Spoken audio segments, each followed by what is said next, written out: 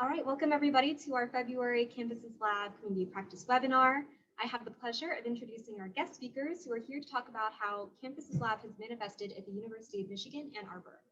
So today we'll be hearing from Bryan, who is the Sustainability Programs Manager for Student Life, Ken Keeler, who is a Senior Sustainability Rep with the Office of Campus Sustainability, Emily Canosa, who is Assistant Director of the Sustainable Living Experience, Residential Learning Community, and Joseph Trumpey, who is an associate professor with appointments at the Stamp School of Art and Design program in the environment and the School for Environment and Sustainability.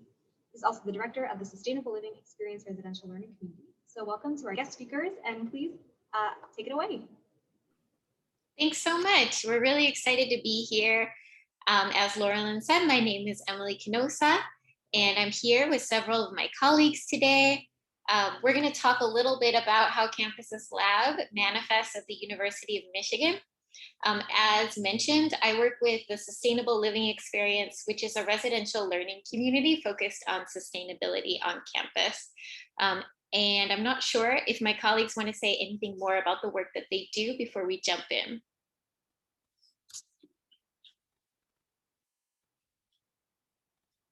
All right, I think Laurelyn's introduction was sufficient, so we're going to move on. So we're going to share a little bit about Campuses Lab at University of Michigan in Ann Arbor specifically. We do have several other campuses. And then at the end, we'd like to talk a little bit about our current work on the President's Commission on Carbon Neutrality and how that connects with Campuses Lab at U of M. So we're going to kick off with what this looks like at University of Michigan with a little bit of the history of Campuses Lab work. We're going to talk a bit about the organizational structure of sustainability programs at University of Michigan, some of the formats or ways that Campuses Lab shows up on campus, the archives of this work, and some specific examples. All right, I'm up. So my name's Ken Keeler, and I work with the U of M Office of Campus Sustainability.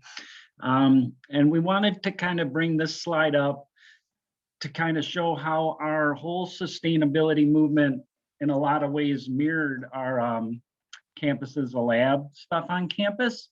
And I wanted to mention that, as a matter of fact, the reason I have a job at U of M, and maybe Emily and Alex as well, are results of student projects that were done on campus and presented to administration. Kind of going back to where we started back before 2000, U of M started looking at trying to define sustainability on campus. And one of the big things was this student report, which was kind of a map for how the university could report its sustainability footprint. And we're still doing that today. That's my job. I've taken that over for the university. Every year we report out environmental metrics, greenhouse gas emissions, good stuff like that.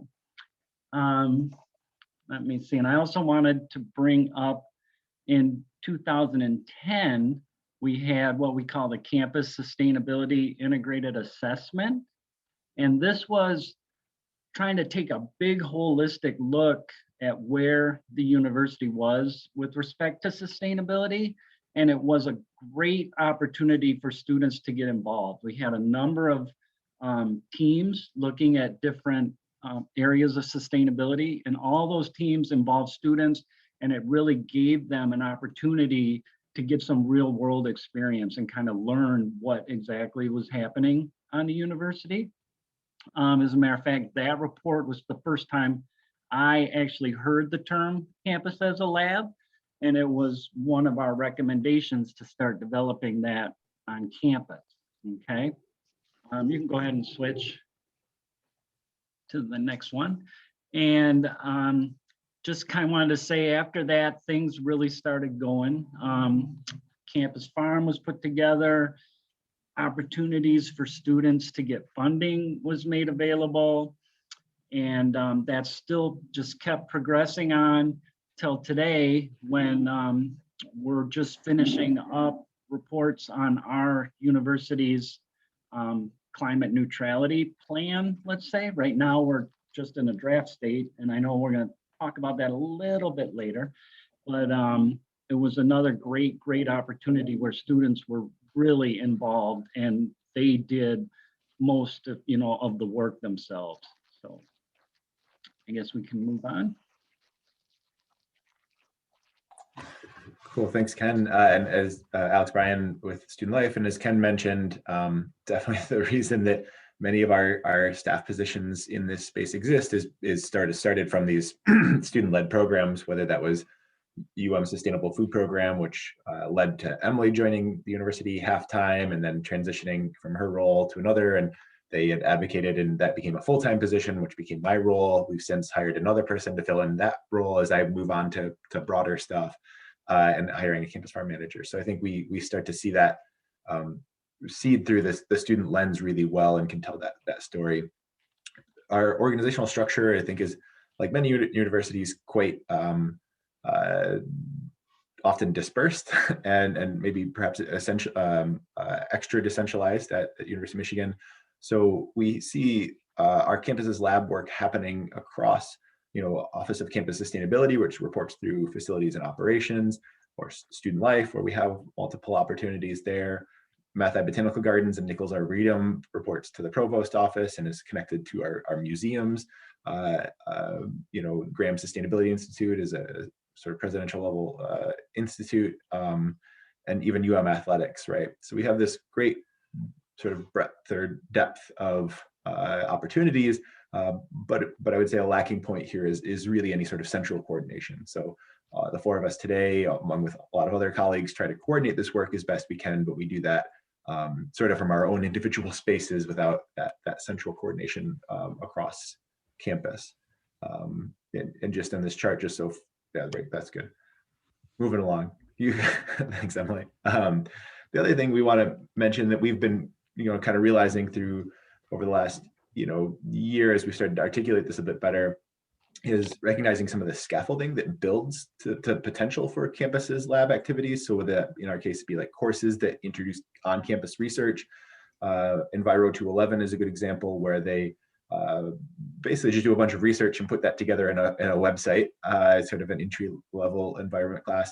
But those projects often then lead to becoming a 391 class, or then becoming a project that the student partners with dining, and we now have these vertical gardens on campus in a few different locations that then lead to future research, right?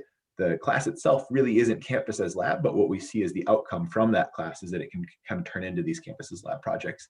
Similar to our sustainability engagement education programming, or Planet Blue Ambassadors, which is sort of a few online learning modules, and then you're now part of a community that gets social media and monthly newsletter around different sustainability happenings on campus, or some of our public events and competitions, whether that's Earth Fest, Harvest Fest, or everyone hopefully knows the Campus Race to Zero Waste, right? So we see those as sort of the building point to launching into these campuses lab. And then I wanted to just mention some of our co-curricular programs that are more sustainability focused. Again, not all of these are focusing on campuses lab all the time, but some of them have fairly significant components, and kind of a smattering from, I mentioned Planet Blue Ambassadors or Planet Blue Student Leaders, which is more of our eco rep first and second year students, a sustainable living experience, so it's having a residential component to that, which Joe and Emily run. And then, moving more advanced to where our third, fourth year and grad students are involved in the Sustainability Coalition, where they're looking to use collective impact framework to build sustainability consensus among all the different students and student orgs out there across campus. They oversee a green fund and some other activities to help, populate the on-campus activity in a more complex way.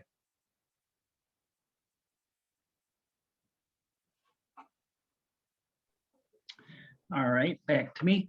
So one of the things that we feel has worked out really well with our students are some of these grant and funding opportunities that we have on campus.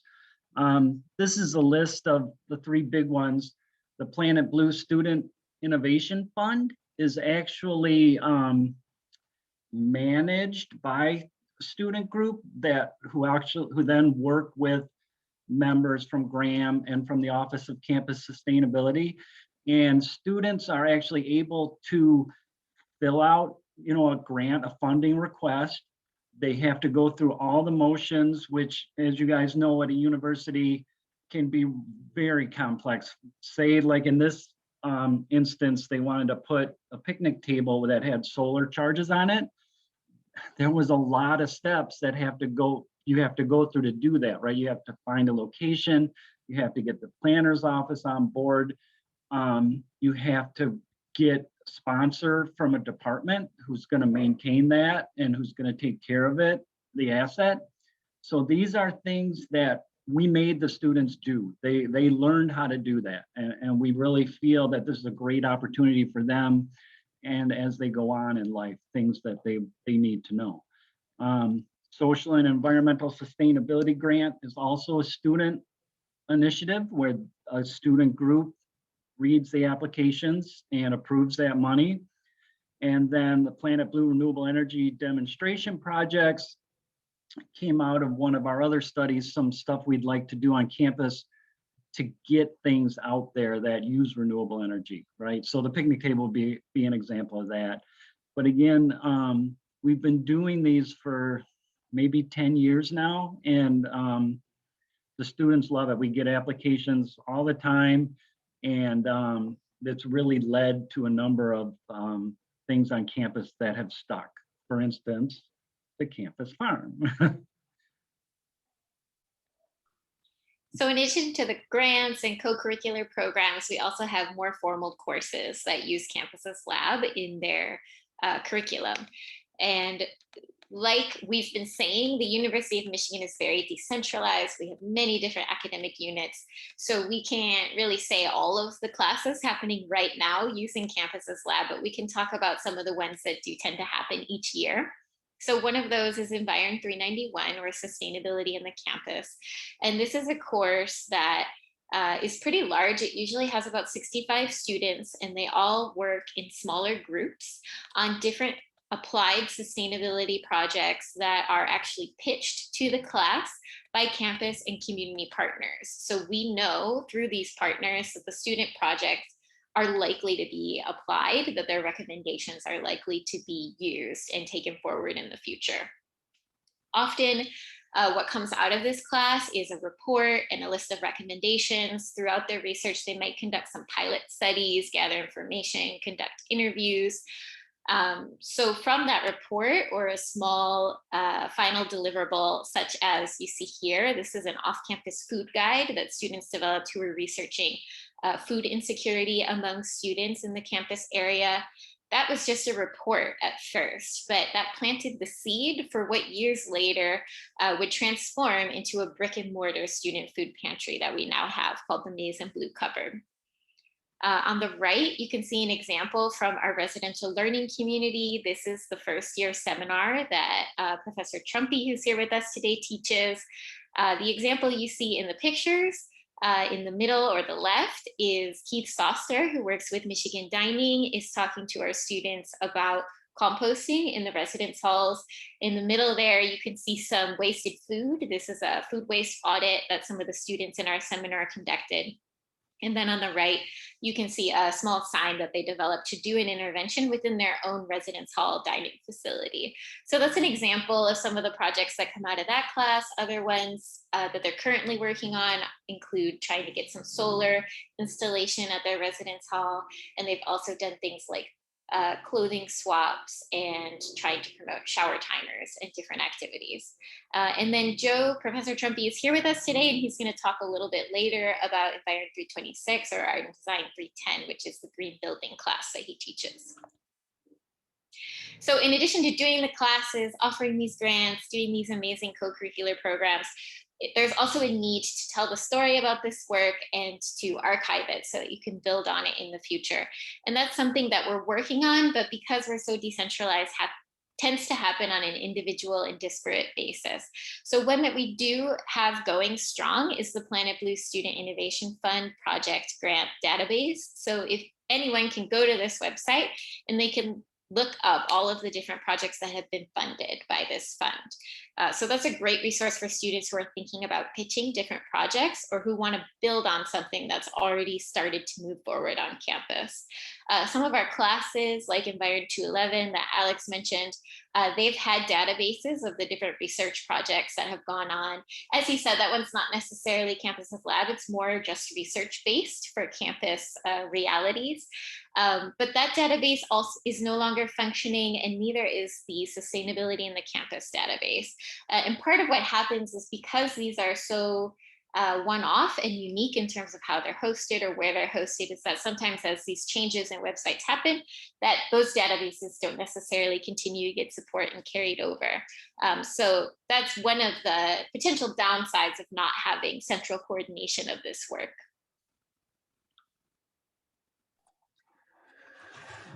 So we thought we'd give a little deeper dive onto the campus farm and then some of the projects happening at the campus farm as a sort of easy Campus's Lab opportunity. The University of Michigan has a campus farm started in 2011. Its co-founding corresponded with the co-founding of the Sustainable Food Program. So this is there's sort of a leadership team of students that help connect other students that do sustainable food work, that help advocate for more sustainable food coursework, that kind of work in this sort of connective space. And the sort of flagship project when they first started was forming this campus farm. It's located at our Math Lab Botanical Gardens, where there's open enough space, but also sort of a culture of leadership that would just embrace new ideas and new opportunities to test and research and experiment and give students the ample kind of room to grow their ideas. That evolved over the years. They hired a full-time program manager in 2016, the same time that I was brought on to work more in our student life space. There was a joint hiring process that brought me onto student life and another colleague into the campus farm as the program manager there. Their focus is heavily on a combination of education and production, right? So the campus farm produces about $100,000, $130,000 worth of produce annually. 100,000 of that is purchased by Michigan Dining, and some of the other goes to some other dining programs on campus. But they also have a heavy education component, right? So bringing classes out and giving tours and doing research, having research plots available both to students and also to faculty. We're not an agricultural school, you know. This is a little bit of a stretch in some ways, and not sort of outside the norm, which I think makes it more available for looking at kind of alternative farming models as well. And again, that focuses heavily on expanding the student experience into the space. So in that picture in the background, we've got a freight farm, the shipping container farms that's on loan to us from one of our produce distributors from Dining, who had one, and just that's not their expertise to run them. We said, great, we'll run it, and we'll partner with folks in our Center for Sustainable Systems to analyze the carbon impact, because there's just very little data on that. And so we can include students in that whole process along the way.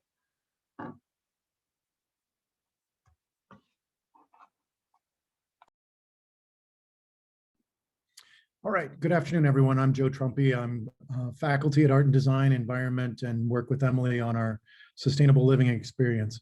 So to give you another example of some of the unique projects that have come out of some of these funding opportunities and the fact that we are so decentralized, there's challenges in that on how we get organized, but there also is, it's a really innovative opportunity space for creativity and bottom-up thinking.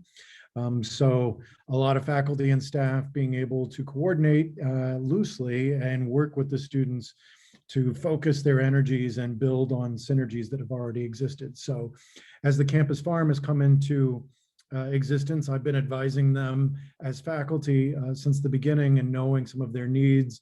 And there was overlap between my own creative work and research that building a structure that would allow activities kind of a center of gravity for the farm to be able to expand their audience, give them kind of a home out by the botanical gardens emerged.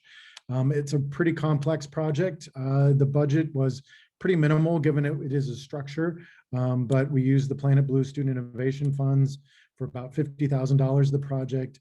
The Renewable Energy Demonstration Fund paid for $10,000 worth of solar on it, and then a bunch of other fundraising that I did with the students to come up with multiple stakeholders, came up with a budget of around $100,000 to get this done. I designed the building with some assistance. I'm not an architect, but it was built with students and community members and volunteers around the campus that are interested in the campus farm, the botanical gardens, as well as the sustainability efforts that we lead. So a pretty diverse group of folks were engaged. We really worked with the campus farm as our primary partner in the design, but U of M Dining and Student Life was also closely partnered because they do work there. So I teach a 300 level green building course that's cross-listed between our environment program and our design program. I teach that course in what we call our winter semester, which is what we're doing right now. Where you are, you might call it spring semester. And then it has an extension, and we work together through starting in May throughout the rest of the summer. So I have an intensive build for about a month. So what you see there are some photographs of my student team kind of living out by the site, and we got the structure built and under roof in about a month. And I continue to work with it, other volunteers, for a period of another 4 or 5 months until it was open to the public. Next slide, please. So I don't want to go through all of those partnerships, but I just list those there so you can see kind of the complexity of pulling something like this together. And it's great to be able to have spaces on campus that, it's not a turf war per se, that it belongs and there's a wall up or a barrier, because so many stakeholders are involved. It really allows kind of a permeable space. So it's a nice way to think about innovation and engaged learning, for sure. So certainly we knew M Dining was going to use it. They host small and large and medium dining events there, farm to table events. One of the more interesting things that have come out of that space is we're doing a seed repatriation project with Native American communities in Michigan, and we host seed saving workshops with them. Actually, they organize that, and those communities, I'm at the Botanical Gardens today, and this classroom where I am was where the workshops were, and those communities naturally gravitated out by the farm and in that building, and now they love that building and do their seed saving workshops there. So it's great to see it grow and develop. It's only a couple years old. Next slide, please. So there you can see some of the farm to table events there. So it runs from very informal on Friday work days with students coming out and working and being able to take shelter from the wind or the rain or the cold. And then we have, events up to 120 folks or so. As Ken hinted to before with the solar picnic tables, we are a big campus that has a lot of rules and regulations, and getting a complex project like this through review was complicated. And it did take me the better part of about 3 years of work to kind of set up the dominoes to get this thing through the system. But this work continues to grow too. So next slide, please, Emily. So right now, my green building class, which I meet with after we get off our call here together, the reason I'm out here today is I'm going to do a video walking tour of this site so that they can see, because right now they're designing an outdoor kitchen for the space. And we're even partnered with those same Native American groups to think about kitchen ways to use the kitchen for their traditional corn cooking methods and things when they do their seed saving workshops. And also we have another Planet Blue Student Innovation Fund grant where we're completing some concept plans for a complex of buildings that would be deep green, maybe housing for about 50 or 60 students out here in close association with the student farm. So definitely stepping stones into bigger and broader things. And we're kind of waiting for a conclusion to our carbon neutrality pledges and seeing what the president's office is going to do and help consolidate some of these offices and plans. Next, Emily. Great. So this slide is kind of designed to show you guys that we're not done. So this is actually a future project that's in the works. And it is also gonna be located in the campus farm area. It is a researcher has got funds through the Renewable Energy Demonstration Program to build a biogasifier where they use waste limbs and whatever bio waste and create a renewable energy source from it. And again, this is going to be a great opportunity for students to be involved from the start. They're going to build this thing. They're going to have to build a shed to store it and find opportunities to use the electricity once it gets made out there. So I just kind of want to let you guys know that there are still projects in the pipeline and we're not planning to slow down. So I thought we would also mention this President's Commission for Carbon Neutrality. The work was initiated about 2 years ago, and it was an acknowledgement of the largeness of our campus. We have 45,000 students, plus or minus, and that many faculty and staff, and a large research hospital. We have 37 million square feet of buildings on campus, so moving us to carbon neutrality is a big, complex problem. So, you know, we might have highly visible things like my 600 square foot straw bale building, but, you know, that's a tiny, tiny pittance compared to 37 million square feet. So the commission itself was 17 commissioners, including faculty experts, community members, government officials, energy providers. It included a grad student and an undergraduate student. And one of the first things they did was form up 13 sub-teams, analysis teams. And those 13 teams, you can see the range of the work they did. Their original teams were a little bit different than this, but this is how the commission took our reports and reorganized it. I led the campus culture and communication team. The report, if you go to that website, sustainability.umich.edu/carbon neutrality, there is a 140-page report that you can download and read if you are so inclined. It's not exactly a page turner, but it was a lot of work that went into it, a lot of great recommendations. It went through a public comment phase in December. It was just submitted to the president's office, and we're kind of waiting, we're all waiting to see what the results of all of this effort is going to be and what the announcement will be. So that's a quick summary of what the commission was up to.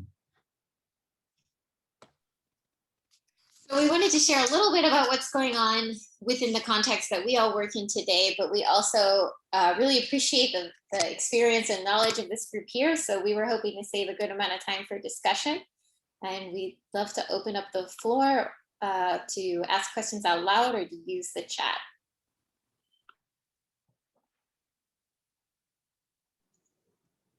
Great, thank you guys so much. This time I'm going to switch it back to gallery view. I did notice one question that had popped up in the chat that looks like it's already been answered, but maybe we can just talk about it as a group as well. Where did it go? Are all 3 of the grant streams managed by students? And maybe you could even talk too about how those grant streams receive funding in the first place. Or even how they came to fruition, how those funds were designed. That would be wonderful. Thank you. Yeah, I could maybe hop in on that and other folks back me up. So one of the 2 main funds, the Planet Blue Student Innovation Fund and the Social and Environmental Sustainability funding, they're administered through a group of students called Student Sustainability Coalition. They used to be called Student Sustainability Initiative. They've rebranded a little bit, but they've had those funds for nearly 10 years now. It started as always sort of a student-led group of funds that they had a separate PIBSIF board for, the Planet Blue Student Innovation Funds. And then this separate student group, they've since merged and had that student group kind of oversee all of this funding. That student leadership board this year have 2 co-advisors, myself and another colleague of ours, to help them in all sorts of other projects. But that funding stream itself is just a chunk of money that comes from the provost office. A lot of other schools, you might see this being funded as part of like a green fees initiative, right? Which one leads to a lot more money, which would be nice. But fees are just not something that the University of Michigan will do for various sort of political reasons. There's just sort of a non-starter. We have very, very few fees, the least of any of the Big Ten schools and many of our other peers and colleagues out there. So yeah, that's a chunk of provost money. The Planet Blue Student Innovation Fund is up to $50,000 annually. That's sort of a one-time application, and they are geared towards student projects. And then those student projects may have a significant sort of faculty or staff partner or unit partner as well. It's a little easier if they do to give that kind of money out. And then the social equity or social environmental sustainability funds are geared at trying to engage other folks in sustainability in sort of a small scale way. So it's a rolling application up to $2,500. Oftentimes that might be $300, $400, $500 up to that full $2,500. And the students use that to particularly brand it a little bit differently. So this at some points has been called the diversity of thought in sustainability or this social equity component. And so we're really working with them to help bring and broaden our definition of sustainability, and the best way we can do that is just like diversify the funding. It's what we call the funding and who we give it to and how we prioritize that. And then Ken, if you wanted to add anything on the other chunk of money there. Right. The renewable energy projects, that was a one-time money of $250,000 that was a result of that campus studies that we did a few years ago. And that is managed by Office of Campus Sustainability. And basically once that money's gone, then that project is done.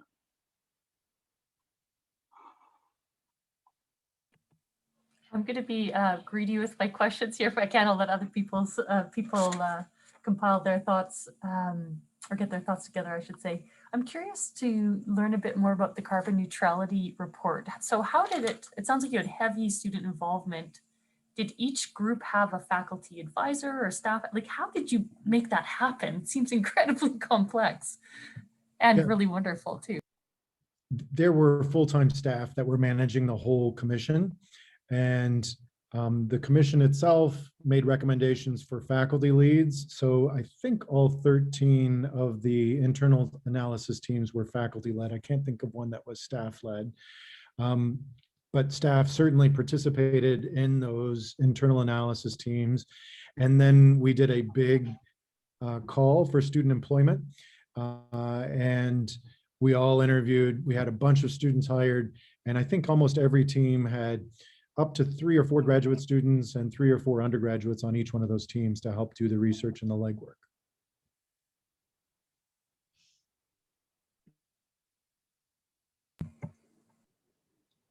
Great. I have a question about the project database. We also have quite the collection of past student projects and are trying to think about how to display them, but we're running into issues of, like you said, how do we host it? And then also too, sort of getting permissions of students retroactively to publish their work. Is that something that you've considered or a barrier that you're running into? So I can jump in, but if others have something to add, I know that many of you do this work and you may be able to speak from your own experience on your own campuses. So for us, we don't have one archive of student work where one person is kind of thinking about FERPA and how to get these materials together. So it's typically the individual faculty member or GSI who is handling those details, and they do it in whatever way they think is best for their context in their class and students. So typically these faculty, so it's only recently that the 2 course sites that I'm aware of that had archives of the projects went offline. So they were current until quite recent. And those faculty always started with showing students those databases. So they knew up front that part of the work is to really archive it and pass these stories along so future students can continue that work. Yeah, and I'll just bring up one of the issues that came up that we hadn't thought of. we were trying to put those on our central U of M sustainability website. But we actually were getting emails and contacts where people were kind of taking those student reports and assuming that was official University of Michigan policy and stuff like that. So we had a hard time clarifying that this is student research only, and that's where it needs to stay. So that's something that you might want to think about. Yeah, I think where we've come to the conclusion is it's not going to be a public-facing database. It'll be more an internal one that we can share with faculty members who are interested in these Campuses Lab courses for many of the reasons that we just talked about. I think that at Western Michigan University, we so many of the same issues. We had like 250 PDFs on our website at one point over 10 years made by students, and it exploded in our face in terms of accessibility issues. Suddenly somebody ran a test of our PDFs, and we all woke up to just how important it is to make things more accessible from the start. I haven't cracked that egg yet. We are pledging to make every future report in PDF accessible to the maximum extent we can before putting it up on the website. So I would say watch out for that and try to plan ahead in publishing student work. One thing we do like, though, when we put it out there public facing, and over the years we've found a couple dozen times where schools around the country just Googled us up and found a report and built on the work that students have started. So there's an advantage to that. I totally hear the risk, though, of confusing student work with university policy. So, thanks. I'd hop in, and so I think we had these from the more classroom and research end displayed as sort of a public database. We also have a lot of projects that came in to dining or student life that are not associated with the class, that are not part of research. These are just students that are like, hey, I designed this biodigester in my spare time. Can we put it in your dining hall, you know? And so we work with these students. We're averaging around 100 or so of these projects a year, working with students where, you know, it might be complex like that. It might just be like, here's a data set of our swipes so that you can run them as an analysis for your stats class. And we might work with them one more time and count it that way, but still a large number. And so we've been tracking those, all the students that want to do a project or some sort of research project or sustainability project, Campuses Lab. I send them a link to a form, they fill out information, it dumps into a Google database that helps us with scheduling, right? So we have an intern that just says, cool, looks like you want to meet with this person, you have this availability, well, here's when we can meet. That student, the intern, will set up like a calendar invite with a little notes section so we can all take notes and track all of that. But then that notes piece is linked in that database, right? So that's really important, so that when we then meet with a student the next year, like, oh, students already did this, let me pull up the notes real quick and then, you know, hand that over to you, so they can build off of the past year's sort of conversations, the stumbling blocks around into it. It's by no means perfect, but I think that's where they sort of internal, maybe behind the scenes, is really nice to kind of have that. But I also agree that the public facing opportunities to get people excited about trying to reach out, and that you are open to those types of partnerships, is really important. So just a few other considerations.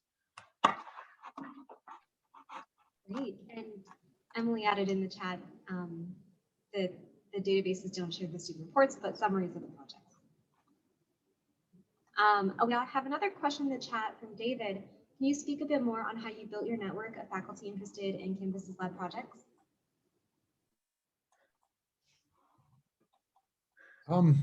Yeah, that's a great question. I don't think there's been any sort of single strategy because we are so decentralized. So I think it's just a matter of self-selection, and faculty that are interested in this kind of work, you know, are either advising the student groups or, you know, are kind of on the edges of some projects or something else. And, you know, it just takes time to kind of build out the network and understand what's going on.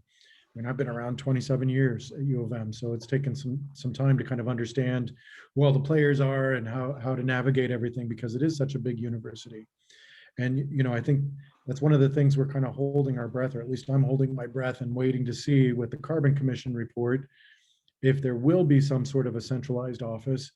You know, is it going to be purely focused on the spreadsheet that takes us to carbon neutrality, or is it going to be a broader umbrella that fully embraces all of the cultural aspects and engaged learning aspects of sustainability? And if that happens, is there going to be, an advisory group of faculty? Is there a core group of faculty? Are there faculty appointments? Are there, it's so unknown at this point. And, I think COVID constraints are also in the mix right now too, is adding another variable of unknowns. I'd add to Joe's approach, one approach we've taken recently with some of our dining work is just let's build it and maybe they'll show up and do some research, which has worked out well. Particularly, we've been doing a lot of work around carbon neutrality and sort of databasing our purchased foods to have them have a greenhouse gas emissions indicator attached to them. And you can imagine the sort of like future research that can come from that as we start to engage with faculty. So I think some of it's like, here's our sort of structure, and then reach out to sort of see who could be interested. But it does take some time, and I don't know that there is a single approach that's proven to be the most fruitful yet.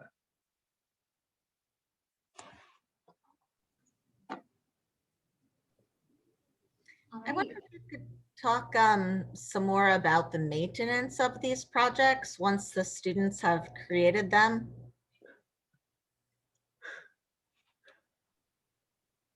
Yeah, to get those through approval on campus, you have to be able to lay out clearly whose turf it is and who it really belongs to, because they have to claim ownership of it. So the Straw Bale building, for example, is clearly under the ownership of the campus farm and the botanical gardens. So it's part of their maintenance routines now. And I think that's the same is true for the solar picnic tables and all of the little things. There's bike repair stations and things. Somebody had to step up and say they own them in the long term, because the students certainly don't and the student groups don't. Yeah, it's a critical point in order to get approval to put those up. Office of Campus Sustainability has been able to take on a few of those. Like one of that picture of the picnic table, we've only had that 3 or 4 years and it's already starting to show rust, okay? And it's gonna need a refinishing, and that's something my office is gonna have to do, because the student group got the money one time, and yeah, student groups come and go. So. And so some of that's where we've taken the approach to paying students as far as like the student group, right? So the Student Sustainability Coalition, who oversee the Planet Blue Student Innovation Fund, that's a paid leadership board. They're students, they're quasi student org, and they're quasi a program that we run and pay them for. And we made some of that decision for these types of reasons, so that there's some institutional knowledge that carries through year to year, to help support that. Also from a diversity, equity, inclusion standpoint, if it's just volunteering that you get to do sustainability leadership, then you're limiting who gets to do sustainability leadership. Mm-hmm. So that's been a lot of it, but that's how we've hopefully tried to carry that through with the student component of it as well. Yeah, and I would say we probably learned that lesson the hard way too. There was a few things that we might have put out, and then we're like, oh, what do we do with them now? So, there might be a few gardens on campus that they're in that situation. And so where does that funding come to pay the students? Is that everybody pitches in a little bit, or does it come from the Office of Sustainability? Not from us. Yeah. Right now, it's come from sort of a multi-year grant that came from the president's office. Before that, it was a 3-year grant that came from the provost office and the president's office, whichever, to fund a bunch of sustainability things on campus all at once. That's sort of, I think, many of our holding our breath to see what comes out of the President's Commission on Carbon Neutrality, which is that, like, you got to put money behind these initiatives if you want them to be successful. We've been lucky enough to have that come through, and then the units that host them, so like Student Life, we've pitched in extra staff time. Like, so my time doesn't get funded by that central fund, but other sort of support. But Did you guys have, let's say, before the carbon neutrality work that just happened, did you have a university-wide committee of any sort over the last 10 or 20 years? And is that committee still existent? Does it still exist? And I guess moving forward, how do you see that? My understanding is that mostly that sort of university-wide committee on sustainability has been more ad hoc. So they would sort of pop up and then come up with recommendations. We had goals for 2025 sustainability goals that were put together through a series of reports and commissions, and then that group of folks sort of dissolves more or less with some of the folks that need to report on the goals, such as Office of Campus Sustainability. But as far as like an overarching body, that has gone away. Although that's a pretty good recommendation that Joe and others had made that we need that central coordination body in some fashion to help continue to sort of instill the work year to year, not just as a one-time shot and then go away. Joe, anything to add there? And our office kind of came out of our occupational safety environmental health group, and probably 1997, early 2000s, we had I don't know what, environmental stewardship, I think, was like a program area as part of the occupational safety group. And now we've kind of expanded out from there. But we've always been the facilities and operations side. And then Graham Sustainability Institute worked with the academic side. And the previous president did have a greenhouse gas committee do some preliminary work, which formed some sustainability goals. But presidents changed and some of those goals shifted, and we still don't have a centralized office that overarches facilities, operations, academics, research, housing, all of the student life, all of that. If I could follow up, the greenhouse gas work that has been done over the years, has that been done by students or classes or professionals, consultants, or others? I think that first group was largely faculty. I think some consultants have been brought in. I think we're getting more serious about the consultants at this point. Yeah, it's opaque to me. I'm not exactly sure. Maybe Ken and Alex can go more. Right. So again, that early 2000s, we really got into using energy efficiency as trying to cut energy use and greenhouse gas. And I would say that was mostly facilities and operations based. And it was really limited to our general fund buildings. And then as we came in, then when we did our studies that came up with our first goal, the 25% reduction, that was faculty and student and staff led teams that came up with that number, but there wasn't really a plan in place to meet it, so to speak. So that, yeah, I think facilities kind of took the ball on most of that. I have a question about, the student initiated projects. I think, Alex, you mentioned you typically have about 100 a year. Like, that is staggering to me that it's amazing that you can manage so many. Our approach has been more to work with instructors and faculty so that they can scale our numbers up because they have, large classes. Can you speak more to how you make that happen, and how did it come to a place where you have this much student interest in their own projects, pursuing their own projects? Yeah, well, we have a lot of students, so I think that's helpful. There's we're housing like 10,000 undergrads generally, mostly first year and second year students, with grad students on top of that. So I think that's helpful. That number of about 100, so we did 145 one year, and that was when both myself and a colleague, Keith Stoster, we're sort of full-time in sustainability within student life and mostly within dining. So I think between our schedules, and then that really relying on the student intern to help with scheduling. And so we would schedule half-hour meetings with students, being really efficient with them, like sending the notes ahead of time. I shared a link to our student projects on Dining's website, and that might be helpful to look at, but trying to share as much information ahead of time with the students, be like, look, you get a half an hour, let's make that worth it. And here's a tips and tricks on how to host an event on campus, or another sheet that's sort of information on how to write a professional email, So I think there's a lot of sort of learning that it takes to get a student to a point where they can successfully do something with a project.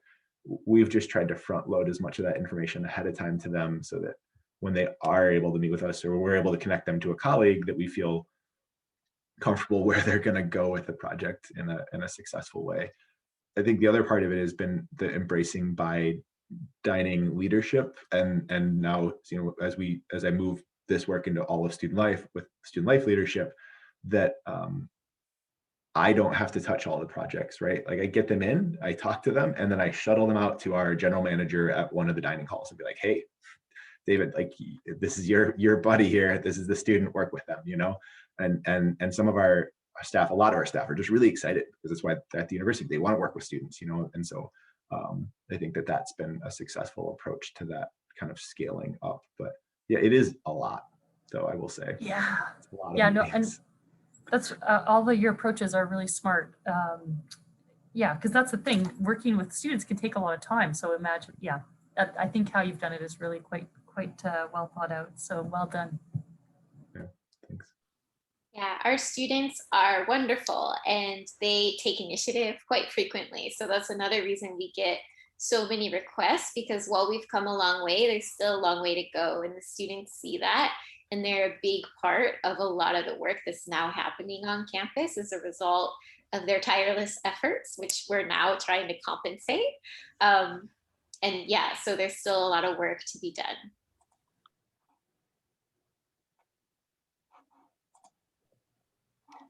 Have you found that dining is getting exhausted? Have they continued to add staff to work with all the student projects, or how have they handled? Yeah, again, a large dining program. I've since moved from dining to broader student life. My colleague Keith, who mentioned, is sort of a high energy individual and really has a high appetite for working with students. So it just takes on a lot. He also oversees our Maize and Blue Cupboard and other community engagement, or especially food pantry. So, but I think part of it is that, again, the number of staff we do have, right? So we've got 9 dining halls. We hire maybe 16 to 1,800 students in a typical non-COVID year, just in temporary positions to operate the dining halls, our catering, and our retail locations. So there just are a lot of spots to plug them into, and I think that's been helpful for sure. And I think we can all find those types of opportunities across our campus, though, whether that be within dining. We happen to be a self-op dining campus, right? So non-contract means that these are all U of M employees. We can plug into the mission a little bit differently than maybe a contract university would. But you can find that in our facilities spaces within our custodial teams or our building maintenance mechanics. I think there are opportunities for those types of projects across the enterprise. I have a question that's kind of on the other end of things. So I recognize that given how all of these different projects are kind of decentralized, what are the typical ways that new students typically learn about ways that they can be involved? Is there like a centralized tool, or is it more of just they have to look in the right places or know the right people to be involved?